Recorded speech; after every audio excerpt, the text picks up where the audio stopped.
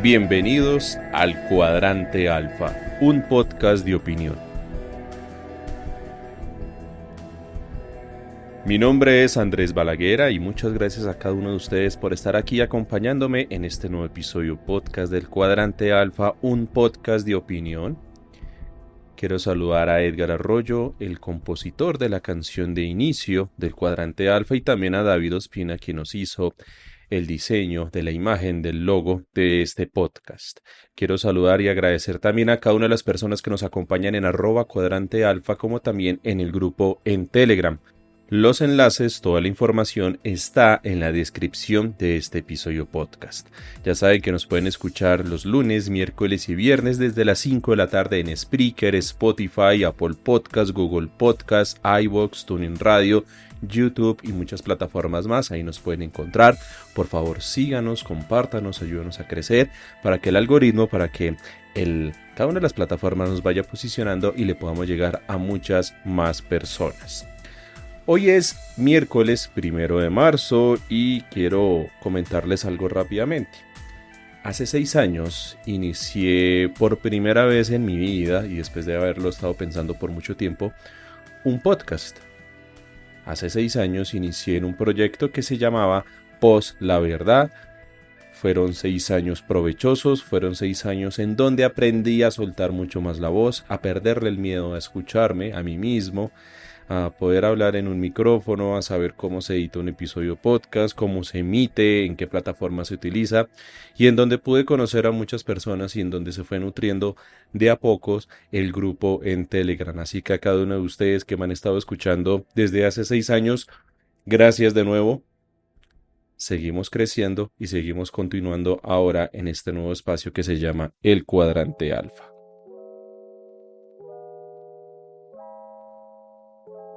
Antes de iniciar con el tema principal, quiero saludar a don Luis Gamba, quien muy amablemente nos compartió en el grupo en Telegram la última encuesta de Inbamer, que dice lo siguiente: Gustavo Petro cae 8 puntos hasta el 40% en aprobación y la desaprobación llega al 51%. 1.200 personas encuestadas con un margen de error de 2.83. Y pues la gráfica ahí se ve clara como la imagen positiva de aprobación va cayendo mientras la desaprobación va aumentando. Por otro lado está el tema de Viva Air. Rápidamente, Viva Air es una aerolínea que está en una crisis económica muy grande, en una crisis a nivel financiero, lo mismo que Avianca.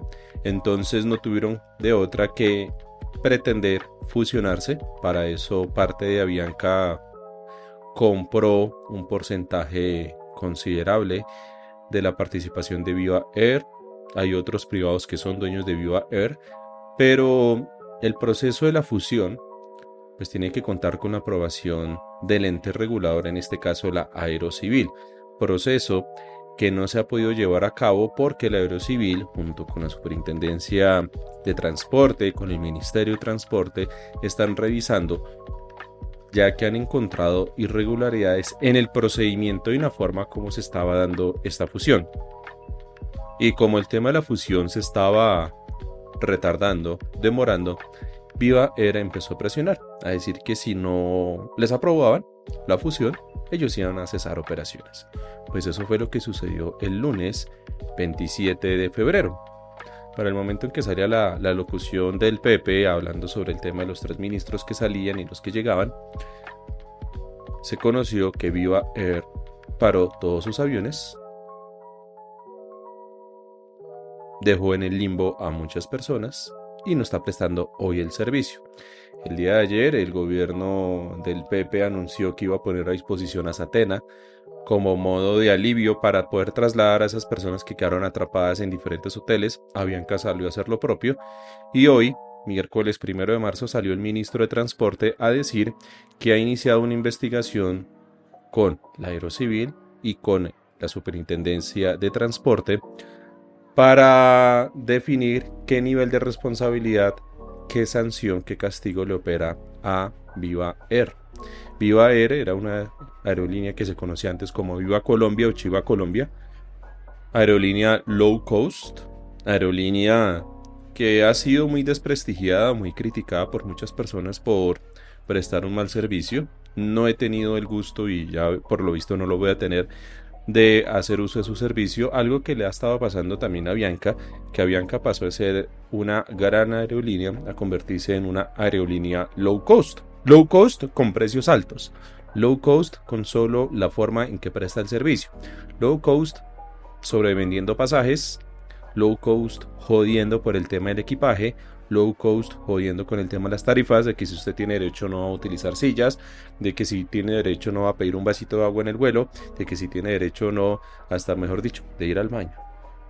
Esas son las aerolíneas low cost que están en Colombia y que están mal. Recuerden ustedes que en medio de la pandemia Avianca entró en una gran crisis y que el entonces presidente Iván Duque muy generosamente y en nombre de todos los colombianos quería donarle más de 300 milloncitos de dólares, una minucia, a Avianca para que subsistiera, recordando que ahí trabajaba la entonces hermana de Duque, esposa de Néstor Morales, el ex primer cuñado de la nación, y que, contrario a lo que muchos pensaban, Avianca no es hoy una empresa colombiana, es una empresa extranjera, entonces le tocó más bien acogerse a la ley de quiebras en Estados Unidos y trasladar su domicilio al Reino Unido. Y mientras se va solucionando el tema de Viva Air y se van reubicando, reacomodando los pasajeros que quedaron viendo un chispero, como dirían algunos, y ante la negativa de Viva Air de devolver el precio de los tiquetes, esperemos entonces que el gobierno, es más, la Superintendencia de Industria y Comercio también tiene que entrar a revisar el tema en defensa de los usuarios, de las personas que incluso hasta el último minuto alcanzaron a comprar un pasaje para darse cuenta que al momento que se refrescó la página, la aerolínea anunciaba que no iba a operar más en el país. Ahora bien, pasemos al tema principal. Y es que se ha hecho la pregunta, se ha hablado, se ha planteado desde la prensa, desde la oposición, desde diferentes sectores, sobre si el cambiar a 3 ministros convierte a Petro en un dictador. Que si remover a 3 ministros de sus gabinetes y anunciarlo a través de una locución convierte a Petro en un dictador. Que si Petro es un dictador por el simple hecho de haber removido a 3 de sus ministros, al ministro de Educación, a la ministra de Cultura y a la ministra del Deporte, y que les haya anunciado a través de una llamada telefónica por intermedio de Sandra Sarabia, si mal no recuerdo que se llama ella, que es la jefe de gabinete, convierte a Petro en un déspota, en un dictador, en una figura autoritaria. Y así, esa es la discusión. Eso se resuelve muy fácil y hay que remitirnos a lo que nos dice la Constitución. ¿Qué nos dice la Constitución al respecto? Y eso ya lo había trinado ayer en mi cuenta personal @jbp008. Artículo 189. Corresponde al presidente de la República como jefe de Estado, jefe de gobierno y suprema autoridad administrativa. Primero, en el primer numeral ya nos resuelve la duda. Nombrar y separar libremente a los ministros del despacho y a los directores de departamentos administrativos. ¡Oh! ¡Sorpresa! Esto quiere decir que la Constitución lo permite. Esto quiere decir que, conforme al numeral primero del artículo 189, el presidente, sea el que sea, puede nombrar libremente a sus ministros. ¿Por qué? Porque estos son cargos de libre nombramiento y remoción. ¿Y cómo se nombra un ministro? Se nombra a través de un decreto. ¿Y cómo se quita ese nombramiento? Pues a través de otro decreto. Recuerden que las cosas en derecho se deshacen como se hacen. Petro, como presidente, nombró mediante un decreto a Alejandro Gaviria ministro de Educación y bajo otro decreto cambia su nombramiento y nombra a otra persona en ese ministerio. Así de sencillo, es a través de un acto administrativo. ¿Que por qué Petro lo puede hacer? Que es que si el presidente es correcto, que tenga esa atribución autoritaria de cambiar el gobierno, pues sí lo puede hacer. Y es que el mismo artículo 189 no lo dice, corresponde al presidente de la República como jefe de Estado, que son las funciones que lleva el presidente a nivel internacional, a nivel diplomático, jefe de Estado. Jefe de gobierno, pues el gobierno lo conforman el presidente y los ministros, y suprema autoridad administrativa, que corresponde a todas las entidades administrativas que están dentro de la rama ejecutiva, de toda la parte de la administración. que hay en el gobierno nacional, que hay a través de la presidencia, que hay a través de la jefatura de Estado. Entonces, ¿es correcto? Sí, es correcto. Petro lo podía hacer y Petro lo va a poder seguir haciendo. Si mañana coge y se le canta cambiar a otro ministro, lo puede hacer. Si a Petro se le canta cambiar a una ministra que puso en educación, por ejemplo, lo puede hacer. No hay ningún inconveniente. Nada se lo impide. Es una facultad que tiene, vuelvo y digo y hago énfasis, que se lo otorga la misma Constitución. ¿Qué es que Petro solo quiere gente que piense como él? Pues cuando se conforma un equipo de trabajo, sea en una empresa, sea en una entidad, pues así se hace. Los alcaldes, por ejemplo, los gobernadores nombran libremente a los secretarios de su despacho. Claudia López tiene su secretario de gobierno, su secretario de seguridad, de movilidad. Bueno, lo mismo hace el presidente. ¿Y por qué? Porque las funciones que ejercen los ministros, en este caso, son funciones que le son propias al presidente. Pero como el presidente humanamente no puede estar al frente todo el tiempo de cada una de las carteras, pues entonces delega parte de sus funciones a cada uno de sus ministros. Recuerden que, por ejemplo, en el tema de los falsos positivos, esto nos sirve. Santos, el expresidente, era entonces el ministro de Defensa en el gobierno de Uribe. Entonces, los uribistas dicen que no, que toda la responsabilidad de los falsos positivos le compete a Santos porque era el ministro y él es el que tiene que responder. Sí y no. ¿Por qué? Porque las funciones que ejerció Juan Manuel Santos como ministro de Defensa eran unas funciones delegadas directamente del presidente de la República. Y hay que recordar que las responsabilidades no se delegan, lo que se delegan son las funciones. Entonces, Santos es responsable de la cartera de defensa y es responsable de lo que pase dentro de la cartera de defensa, y por eso considero que Juan Manuel Santos también tiene que responder por el tema de los falsos positivos, pero también responde el presidente, porque fue el presidente al fin y al cabo quien nombró a Santos dentro de ese ministerio. Lo mismo pasa con Petro. Petro, siendo presidente, responde por cada uno de los ministros que nombró de forma libre bajo las facultades que le otorgó la Constitución. Lo mismo pasó con Duque. Duque era responsable de lo que hizo el entonces ministro Botero en la cartera de defensa, de lo que hizo Molano en la cartera de defensa, de lo que hizo Carlos Homs Trujillo en la cartera de defensa, por ejemplo. Duque era responsable de lo que hizo Margarita Cabello Blanco siendo ministra de Justicia antes de llegar a la Procuraduría, en donde y en virtud de los estados de excepción sacaban decretos entregándole funciones extraordinarias al presidente de la República, y esos decretos se terminaban cayendo por la Corte Constitucional, ya que encontraban que la elaboración de esos decretos tenían vicios en su forma. Sí, error total de la ministra de Justicia, pero error total también del presidente, que no sabía a quién estaba delegando esas funciones dentro de la cartera de justicia. Por ejemplo, Petro nombró a Alejandro Gaviria el día de su posesión como ministro de Educación. Hizo lo propio con la ministra de Cultura y con María Isabel Urrutia en el Ministerio del Deporte. Pasaron los meses y determinó que los tenía que cambiar. Ahora bien, para la opinión pública, ¿debió haber Petro cambiado a Alejandro Gaviria en el Ministerio de Educación? Algunos dicen que sí, otros dicen que no. Es más, antes de que Petro lo sacara del ministerio, mucha gente se cuestionaba, ¿Alejandro Gaviria debería estar en el ministerio? Y lo decían gente que está a favor de Petro como gente que está en contra de Petro. Por un lado, sentían desconfianza frente a lo que representa Alejandro Gaviria, y por el otro lado, decían que Alejandro Gaviria se estaba desperdiciando, que estaba en el lugar equivocado, que no tendría que estar en un gobierno en donde él tiene profundas críticas, como por ejemplo el tema de la salud. Se dice que fue Alejandro Gaviria el que filtró el dichoso documento de las observaciones, documento confidencial, documento que se estaba manejando dentro del más alto nivel de la jefatura de Estado, de la presidencia, con las observaciones por parte del ministro de Educación, el ministro de Hacienda, la ministra de Agricultura y el director nacional de Planeación sobre sus observaciones frente a la reforma de la salud. Dicho documento Petro dijo que era cierto y que a través de ese documento se tomaron esas observaciones y se hicieron los cambios antes de la presentación de la reforma a la salud. Petro da a entender en sus trinos que no fue Gaviria el que filtró ese documento. Alejandro Gaviria dice que él no lo filtró.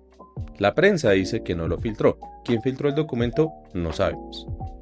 Hay una parte de la historia que todavía no nos la han contado.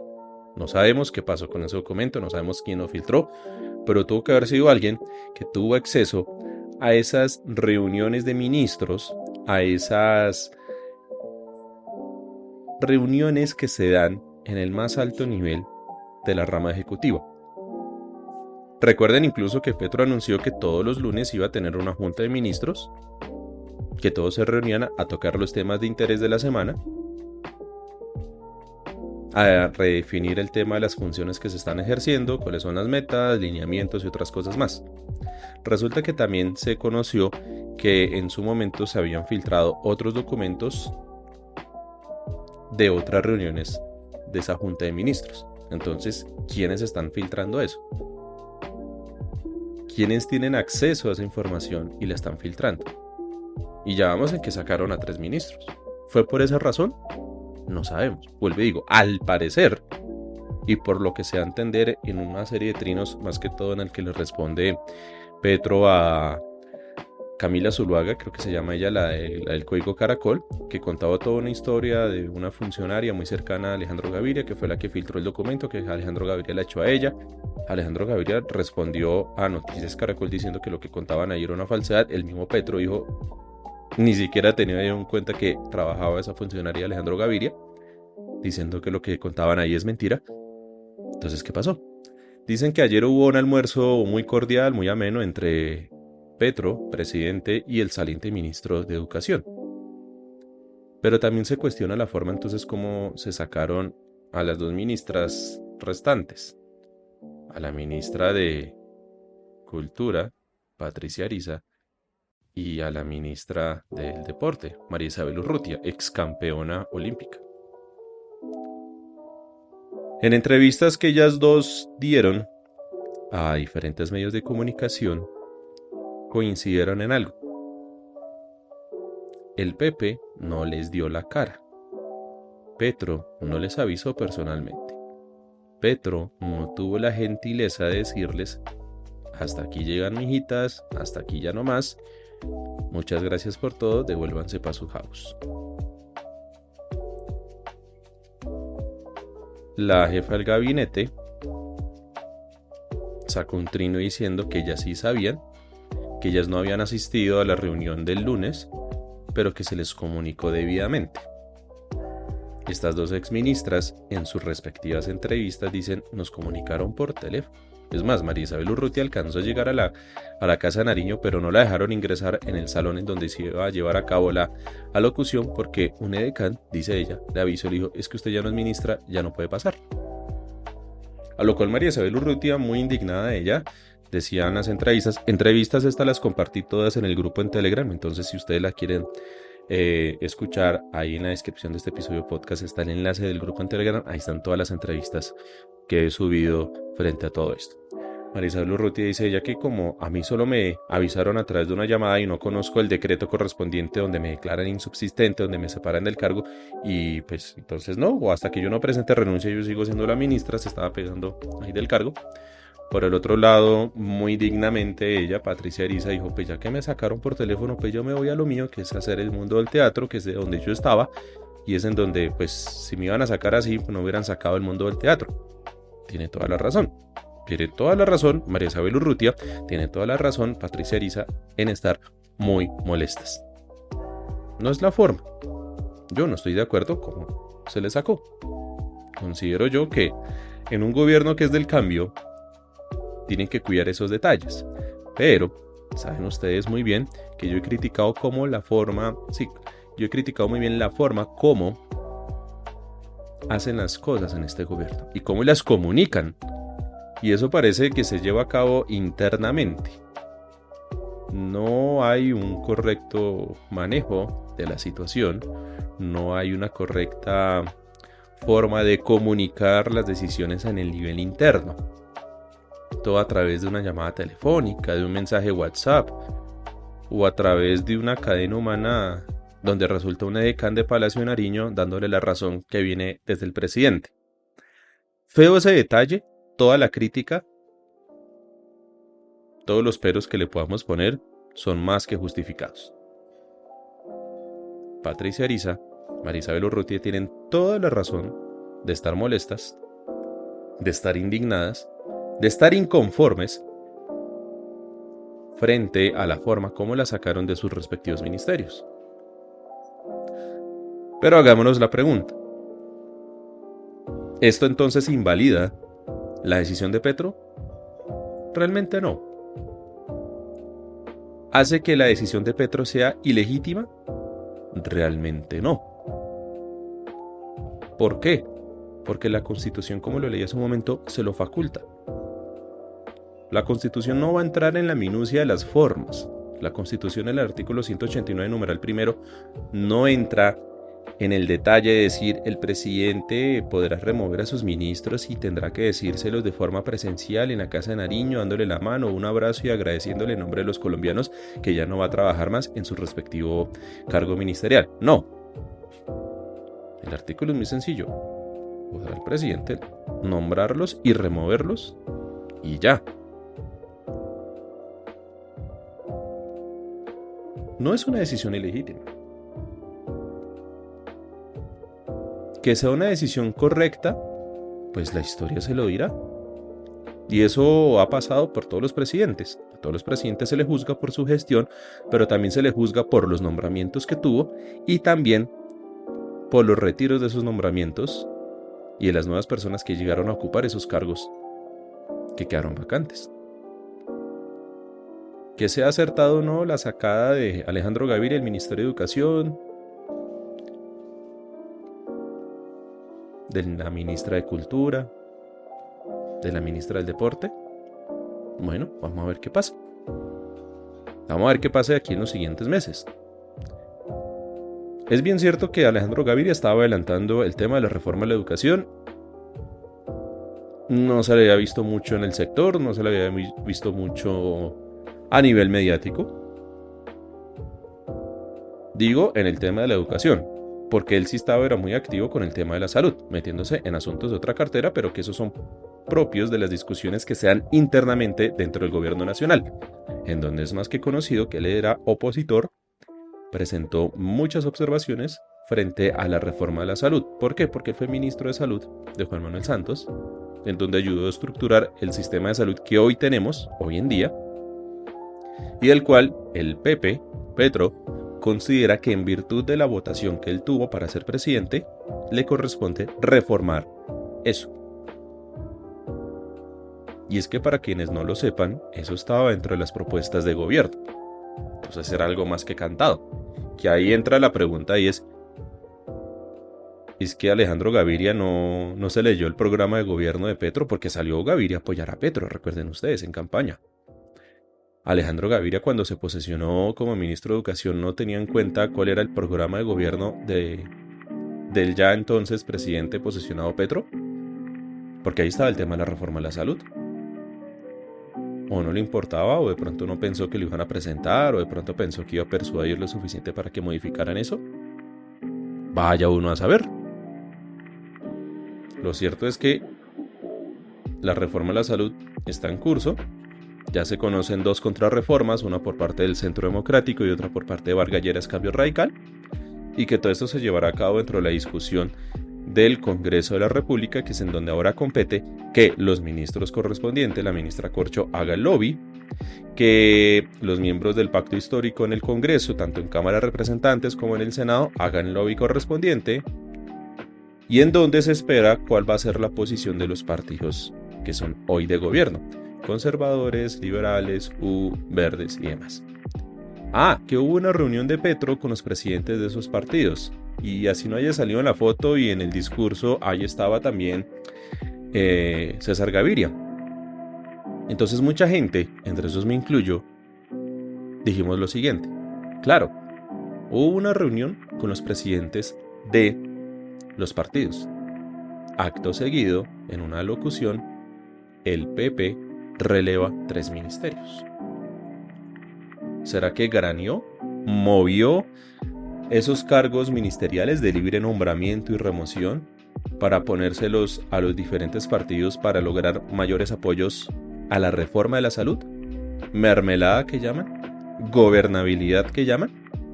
Pues bueno, debo decir que yo incluso pensé eso y lo dije en el grupo en Telegram. Y no solo lo dije yo, lo dijeron muchas otras personas más. Y empezaron a hablar de mermelada y todo. Resulta que cuando se empezaron a conocer los nombramientos que llegaron ahí mismo en esa locución, y cuando ya calmando un poquito el frenesí de la noticia del relevo de 3 ministros, pues entonces empezaron a revisar las hojas de vida. Y se dieron cuenta que pues las 3 personas que están en estos ministerios pues no hacen parte de ninguna cuota política. Asterisco. Hay 2 ministras ya. Educación y deporte. Pero hay un ministro que aparece como ministro encargado, que es en la cartera de Cultura. Entonces, hablemos primeramente sobre quién es Jorge Ignacio Zorro Sánchez. Ministro encargado. Ahí queda con ese asterisco. Y qué mejor que escuchar a Edgar Arroyo, el compositor de la canción del Cuadrante Alfa. Él es músico profesión, él es director de orquesta, él es profesor de música, hablando sobre Jorge Ignacio Zorro, prácticamente colega de Edgar Arroyo, y que nos cuente él un poco sobre quién es el ministro hoy encargado de Cultura. Hola, un saludo a todos los amigos del Cuadrante. Unas palabritas acerca del nuevo ministro encargado, o quién sabe si seguirá siendo encargado ya. El caso es que él es un músico 100%, es mejor conocido como el Maestro Zorro. Yo fui alumno de una materia que se llamaba Contrapunto del siglo XVI. Es una persona con mucho estudio en términos musicales.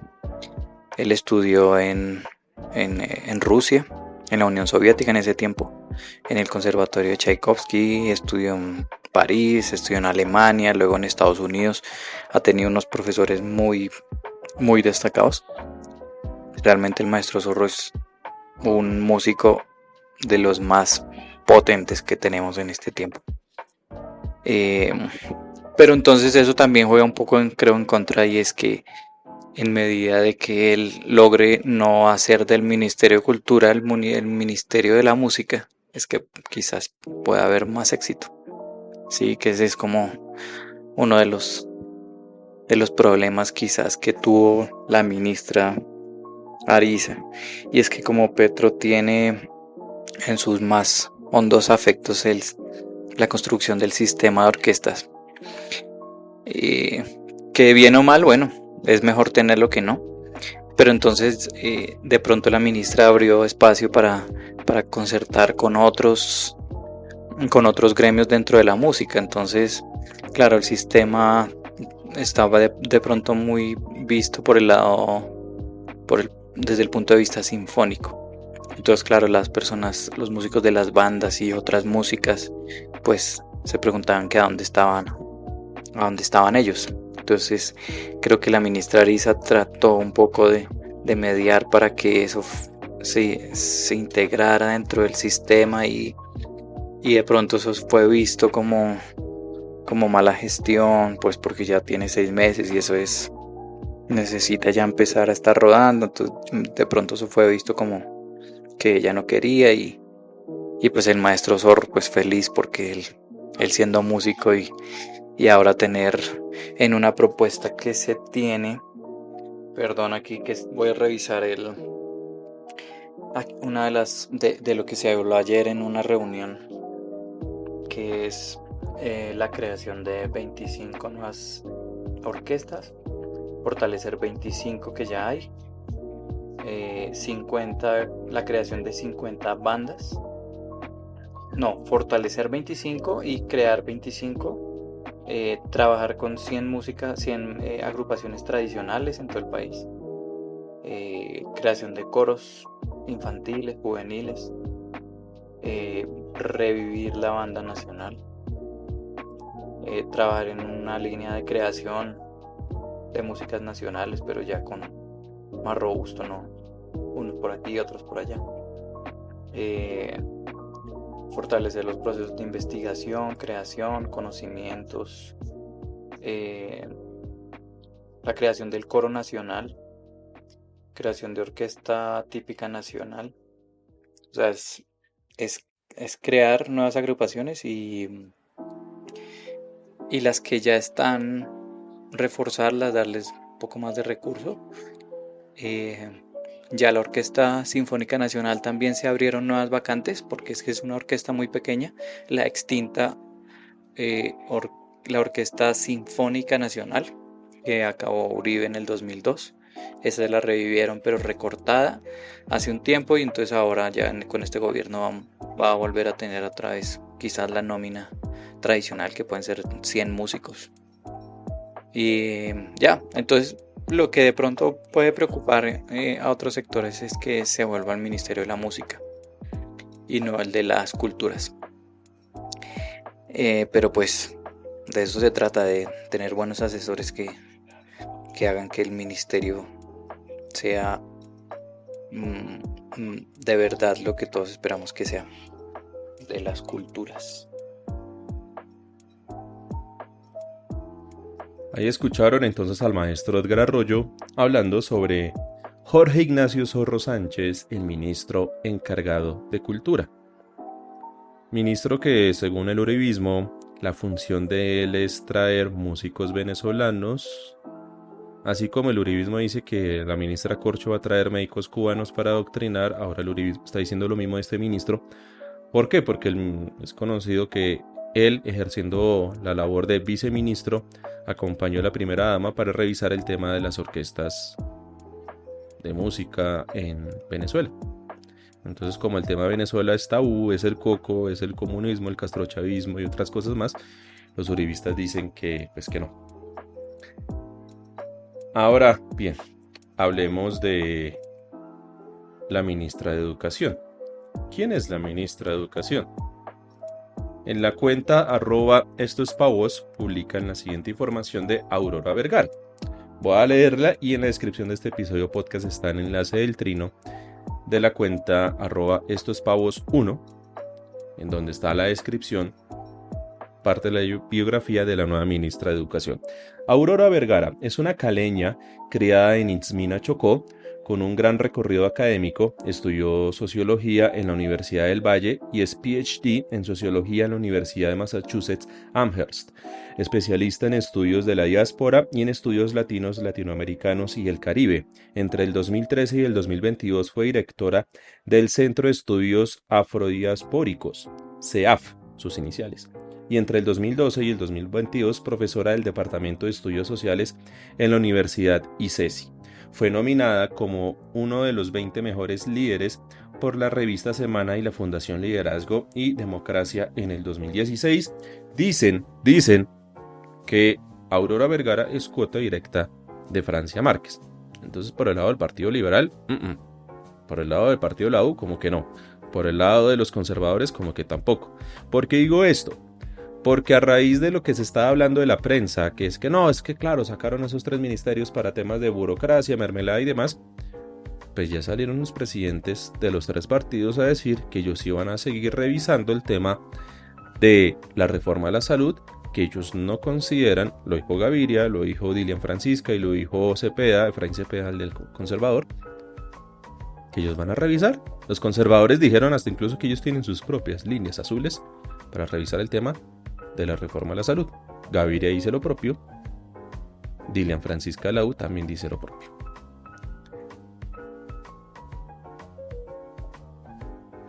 ¿Quién es Astrid Viviana Rodríguez? Nueva ministra del Deporte. Y en un enlace de El Diario El Colombiano, que también lo comparto en la descripción de este episodio podcast, dice lo siguiente.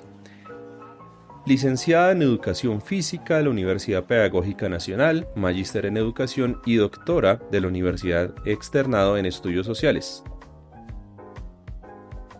Es ella entonces quien reemplaza a María Isabel Urrutia dentro del Ministerio del Deporte. ¿Será cuota de algún partido? No sé, no me consta, pero ahí está. ¿Qué pasa entonces con Jorge Ignacio Zorro, ministro encargado? Pues dicen que muy posiblemente ese ministerio va a llegar a una mujer que puede ser cuota, es lo que dicen, no me consta, puede ser cuota del Partido Liberal. Pero hasta tanto no se llegue el nombramiento y no quede en firme, pues no entremos en especulación. Hoy, como lo escucharon de Edgar Arroyo, el ministro encargado es Jorge Ignacio Zorro. Estaban diciendo que Zorro era el profesor de piano de las hijas de Petro y que por eso llegó al ministerio. Pues él mismo en una entrevista en Blue Radio muy claramente dijo no. Yo era el director y fundador de la academia donde estuvieron los hijos de Petro, pero hace muchos años, pero yo no soy profesor de piano. Y ellas ni siquiera estudiaron piano, estudiaron varios instrumentos, guitarra, piano, percusión, otras vainas.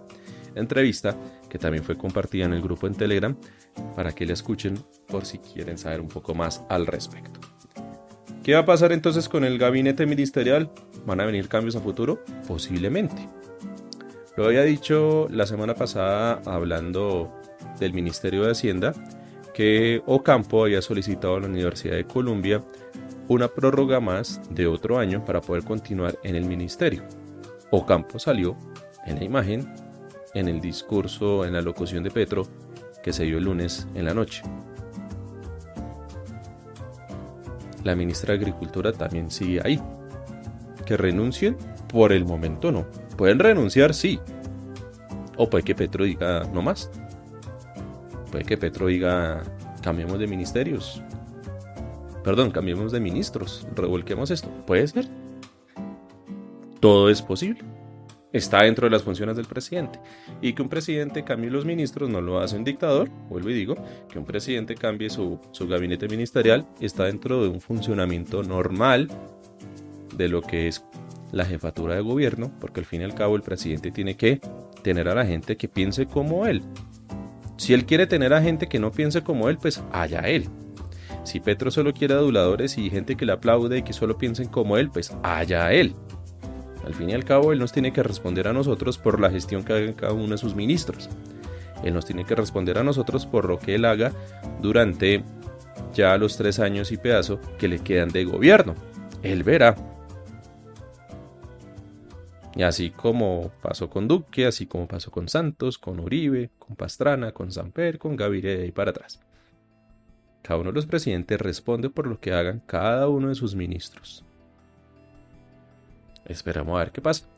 No me quiero extender más, quiero agradecer de nuevo la audiencia a cada uno de ustedes. Han sido 6 años de ejercer la labor del podcasting con mucho cariño, con mucho gusto, con mucha dedicación, opinando libremente, formándome una opinión para podérselas compartir a ustedes, revisando datos, cifras, fuentes, entrevistas, medios, filtrando información, controvirtiendo la información que nos dan, analizando la información que nos dan. Todo esto desde un espacio de opinión que hoy se llama El Cuadrante Alfa. Muchísimas gracias a todos ustedes, que tengan un muy buen miércoles y el viernes nos estaremos escuchando en un nuevo episodio podcast.